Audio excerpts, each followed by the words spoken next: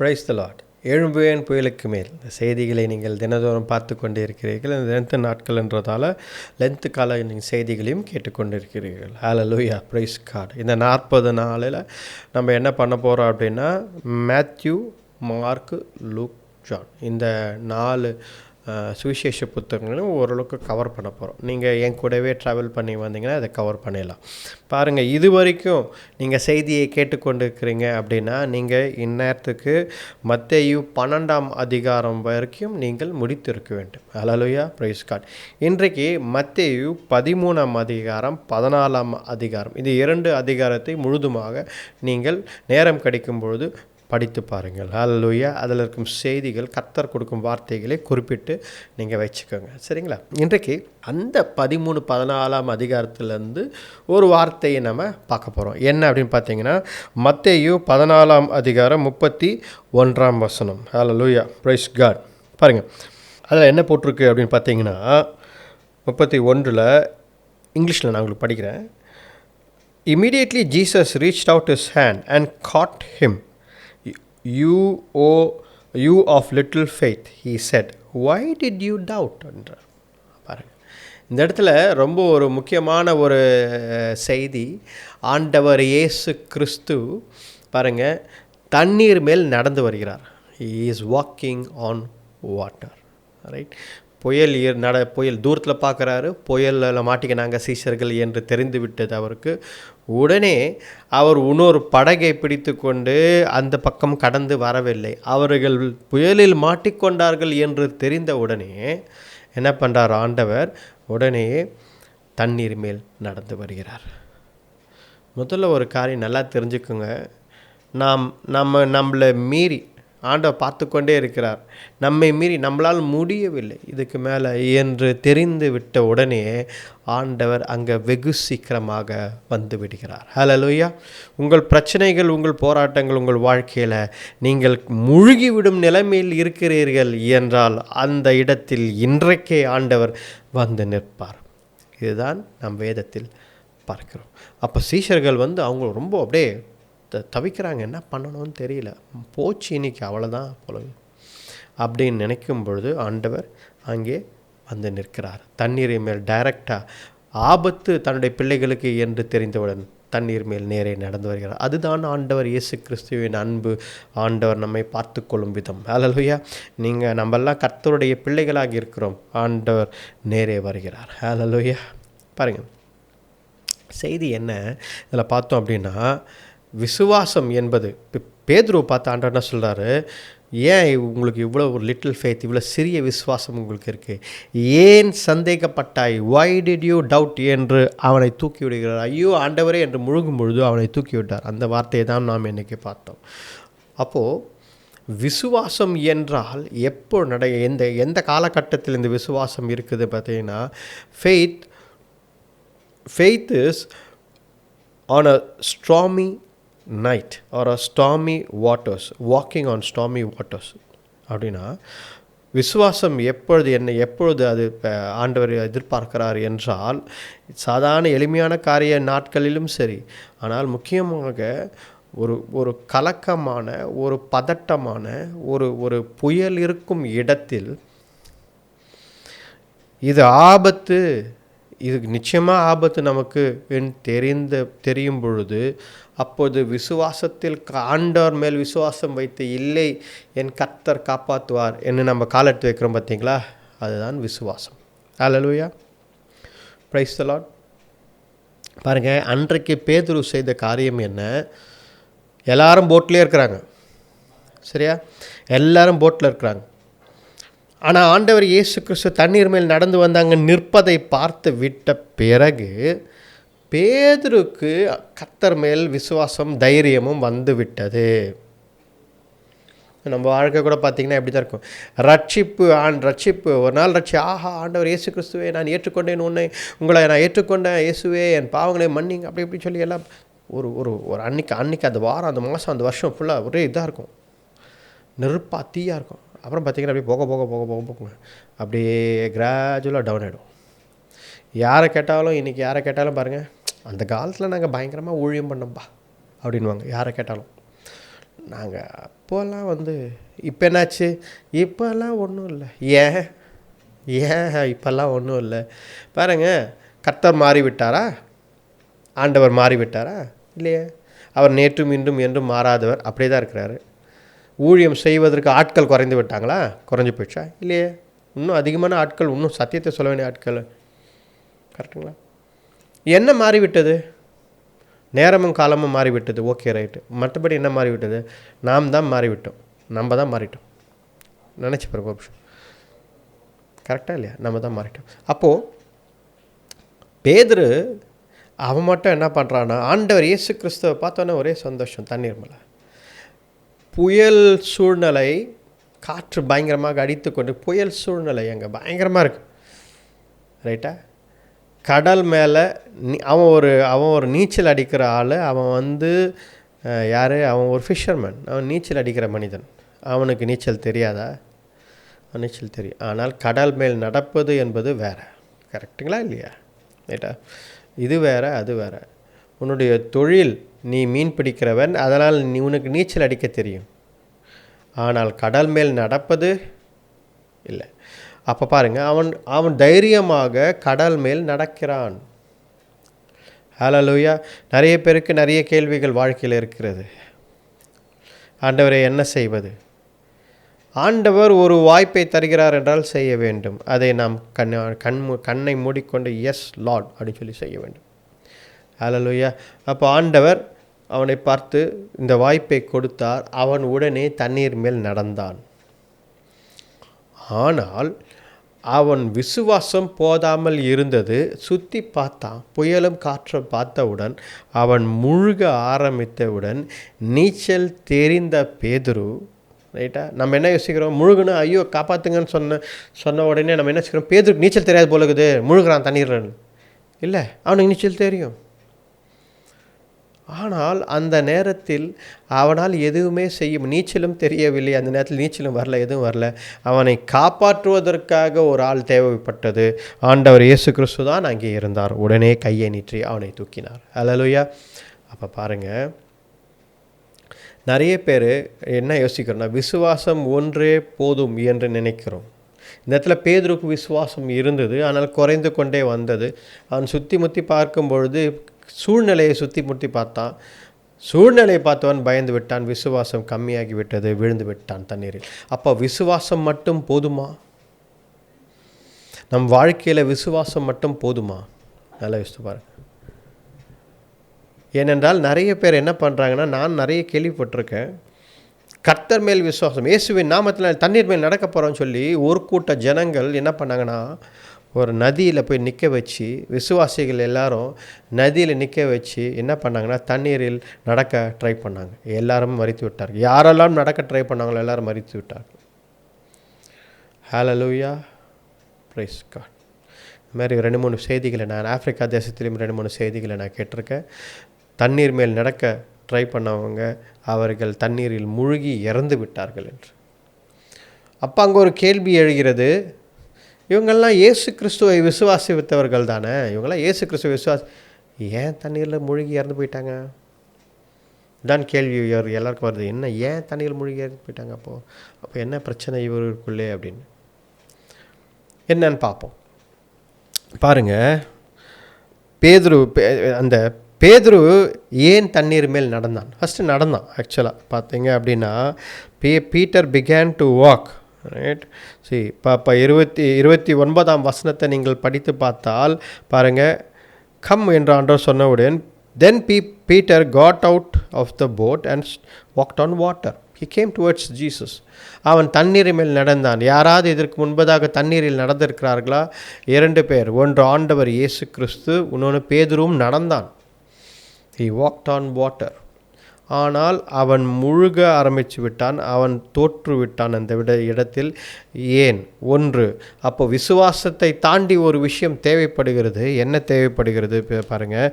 முதலாவது, ஆண்டவர் இயேசு கொடுத்த அழைப்பு. God said come, வா என்றார்.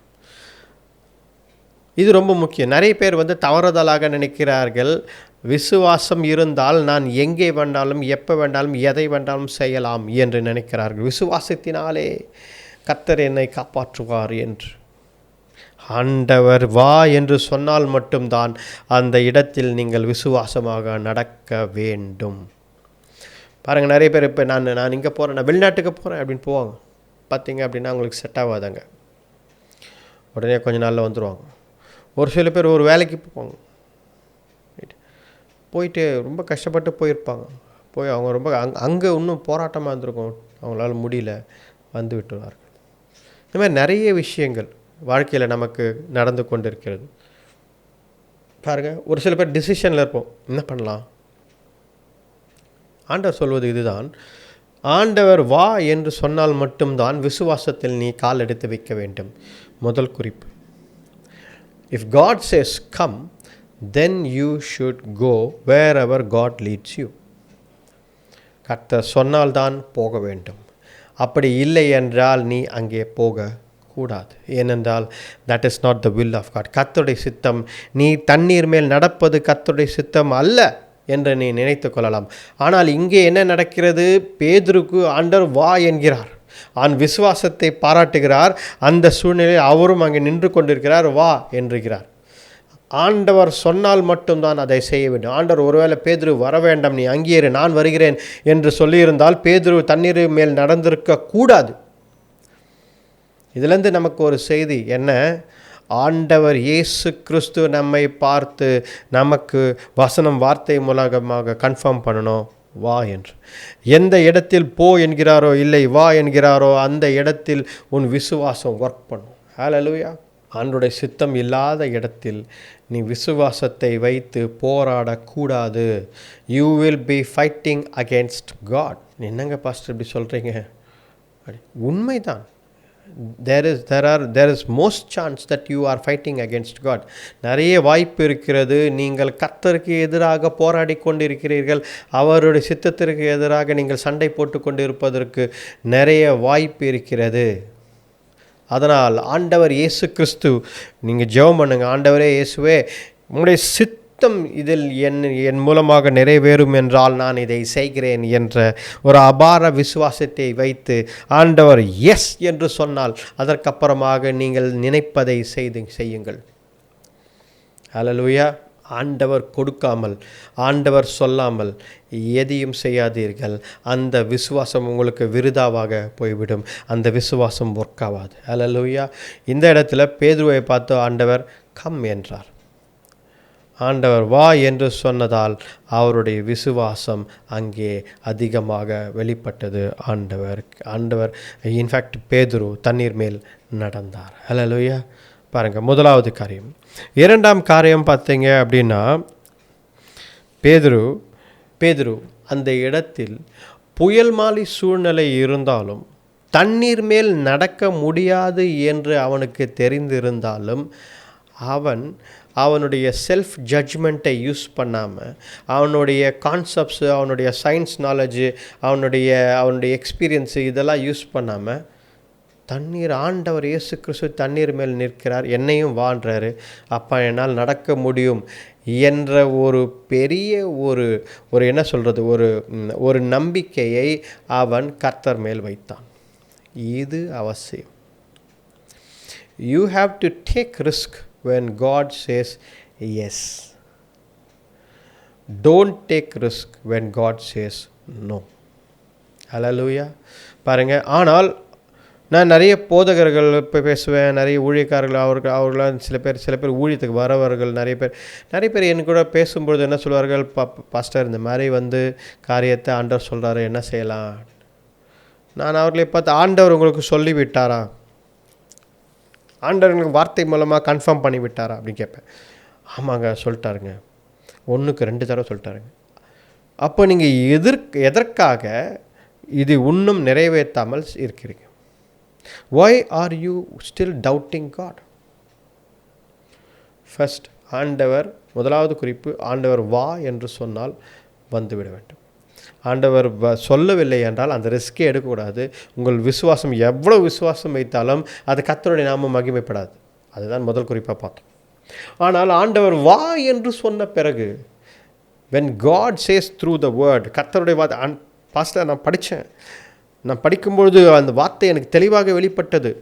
S, then take the risk. சுற்றி சூழ்நிலையை பார்க்காதே. Don't see all other things. மற்றவங்க சொல்லுவாங்க, கண்டிப்பாக சொல்லுவாங்க, ஐயோ வேணா பிரதர், வேணா செய்யாதீங்க பிரதர், இதெல்லாம் ரொம்ப ரிஸ்க்கு பிரதர். அப்போ நீங்கள் என்ன சொல்லணும்? நோ, நான் கர்த்தரிடத்தில் கேட்டேன், ஒரு வாட்டிக்கு 2 வாட்டி கேட்டேன். கர்த்தர் தெளிவாக வெளிப்படுத்தி விட்டார், இதை செய்ய வேண்டும் என்று. நான் செய்ய போகிறேன். I will take the risk. ஹல்லேலூயா. பாருங்கள், அப்போது ஆண்டவர் ஒரு காரியத்தை சொல்லிவிட்டார், அதை செய்ய வேண்டும். பேதுரு என்ன செய்தார்? பேதுரு தண்ணீர் மேல் நடக்க முடியாது என்ற லாஜிக் அவருக்கு நல்லா தெரியும், அந்த சயின்ஸ் தெரியும். ஃப்ளோட் ஆக முடியாது, நம்மளால் மனிதன் நேராக உள்ளே போயிடுவான் அப்படின்னு தெரியும். ஆனாலும் அதெல்லாம் அந்த லாஜிக்கு, ரீசனிங்கு, அந்த எல்லா அந்த சயின்ஸு எல்லாத்தையும் ஓர வச்சிட்டான். முடியாது என்றது எல்லாத்துக்கும் ஓர வச்சிட்டான்.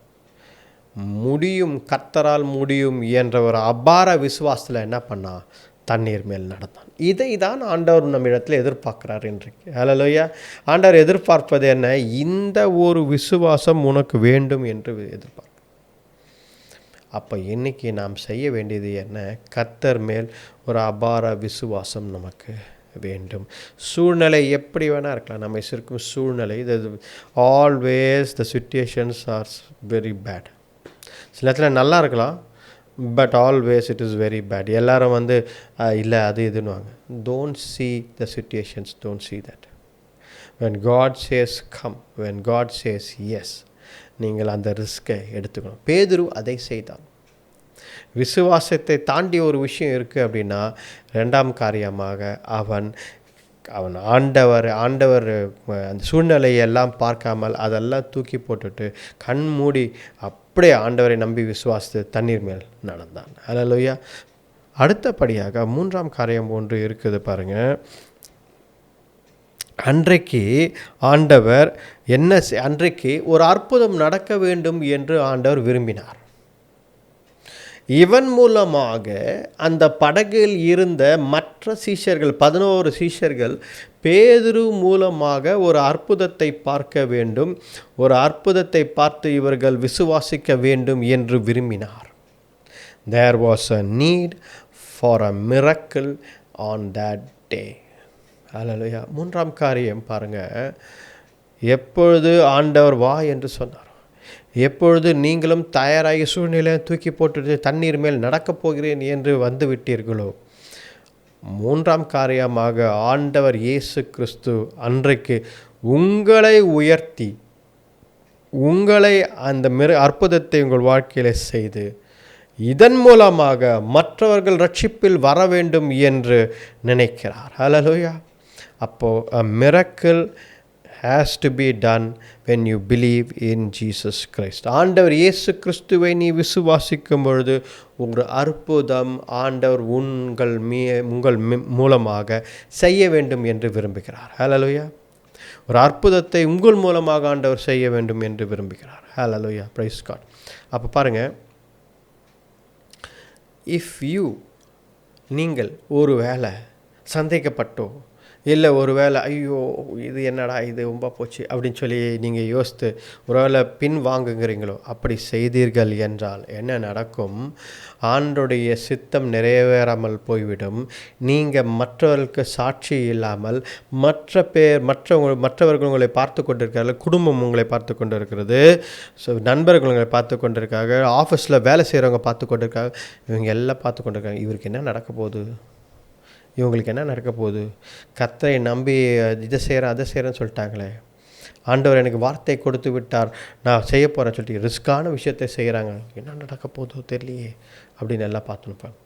அப்போ அங்கே ஒரு அற்புதம் நடக்க வேண்டும், உங்கள் மூலமாக ஒரு சாட்சி அங்கே கர்த்தர் செய்ய வேண்டும் என்று விரும்புகிறார்.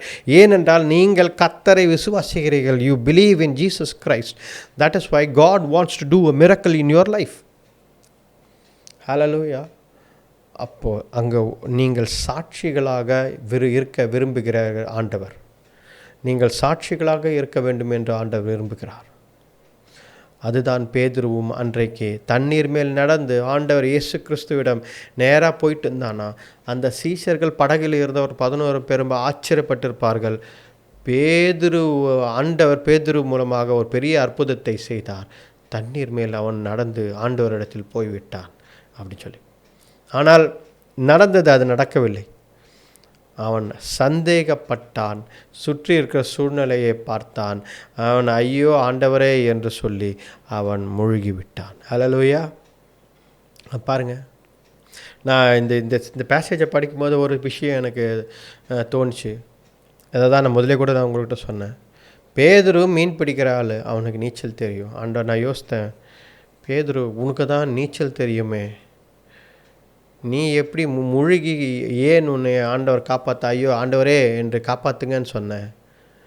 உனக்கு தான் நீச்சல் தெரியுமே. ஒன்று திரும்பி இப்போ நீச்சல் அடித்து படகுக்கிட்ட போயிருக்கணும், இல்லை நீச்சல் அடித்து ஆண்டவர்கிட்ட போயிருக்கணும்.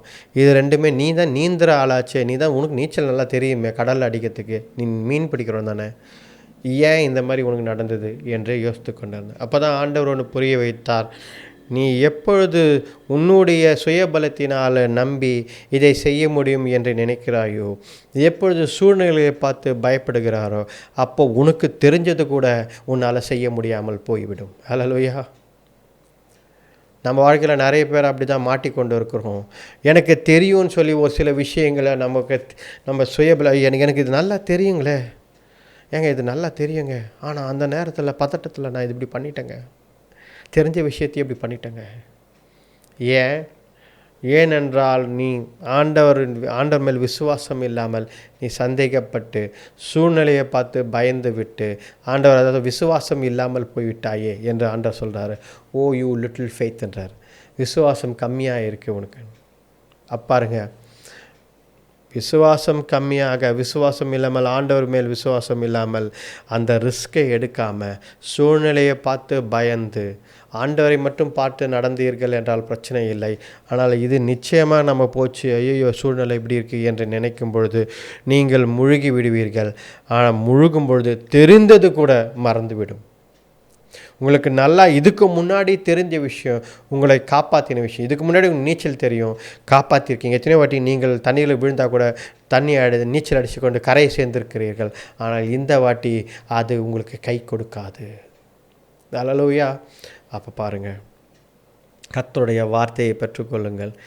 ஆண்டவர் சொல்வது இதுதான். பேதுருவை பார்த்து சொல்கிறார், விசுவாசம் கம்மியாக இருக்கிற பேதுரு அப்படின்னு சொல்கிறாரு. அப்போது ஆண்டவரை பார்த்து பேதுரு கையை நீட்டி, ஆண்டவரே என்னை காப்பாற்றுங்கள் என்கிறான். அப்போ ஆண்டவர் அவனை தூக்கி விடுகிறார். ஹல்லேலூயா. ஏன் சந்தேகப்பட்டா என்கிறார். ஆண்டவர் உங்களை பார்த்தும் என்னை பார்த்துமா தான் கேட்குறாரு, why do you doubt, ஏன் சந்தேகப்படுகிறாய்? when I call, நான் உன்னை அழைக்கிறேன், உன்னை இன்றைக்கு அழைக்கிறேன், வா என்கிறேன், நீ அங்கே போ என்கிறேன். அப்போது நீ என்ன செய்ய வேண்டும்? கண்மூடித்தனமாக ஆண்டவர் சொன்ன வார்த்தை விசுவாசித்து, எஸ் கர்த்தர் சொல்லிவிட்டார் என்று போக வேண்டும். ஆண்டவர் மேல் விசுவாசம் வைத்து, ஹல்லேலூயா, அதை தான் செய்ய வேண்டும். ஆண்டவர் உங்கள் மூலமாக மற்றவர்கள் பார்க்கும்படியாக ஒரு பெரிய அதிசயத்தை, அற்புதத்தை உங்கள் வாழ்க்கையில் செய்வார். ஏனென்றால் நீ இயேசு கிறிஸ்துவை விசுவாசித்து இந்த ரிஸ்கை எடுத்தீங்கன்னு சொல்லி. ஹல்லேலூயா. கர்த்தர் உங்கள் வாழ்க்கையில் பெரிய காரியங்களை செய்ய இந்த நாட்களில் விசுவாசத்தின் மேல் நீங்கள் அதிக கவனம் செலுத்துங்கள். கர்த்தர் உங்களை ஆசீர்வதிப்பார். ஹல்லேலூயா. ஜெபிப்போம். கண்களை மூடி ஜெபிப்போம். ஆண்டவரே இயேசுவே, இந்த நாளுக்காக நன்றி அப்பா. பரலோக தேவனே அப்பா, உம்மை துதிக்கிறேன். ஆண்டவரே இயேசு கிறிஸ்துவே அப்பா, தேவரீர் இந்த நாளில் கூட கர்த்தாவே உம்முடைய வார்த்தை மூலம் எங்களோடு பேசினதற்காக நன்றி. தேவரீர் அப்பா கர்த்தாவே உம்முடைய வார்த்தை எங்களை விடுதலை செய்யட்டும் அப்பா. கர்த்தாவே தேவரீர், நாங்கள் உமக்காக சாட்சிகளாக எழுமி நிற்க என்னை கிருபித்தாங்க. தண்ணீர் மேல் நடந்த பேதுருவை போல தண்ணீர் மேல் நடக்க சந்தேகப்படாமல் தேவரீர் அப்பா, நீர் அழைத்தவர் உண்மையுள்ளவர், நீர் எங்களை அழைத்து விட்டீர். ஒரு நாளும் நாங்கள் திரும்பி அப்பா மறுபடியும் அந்த படகுக்குள் போக மாட்டோம்.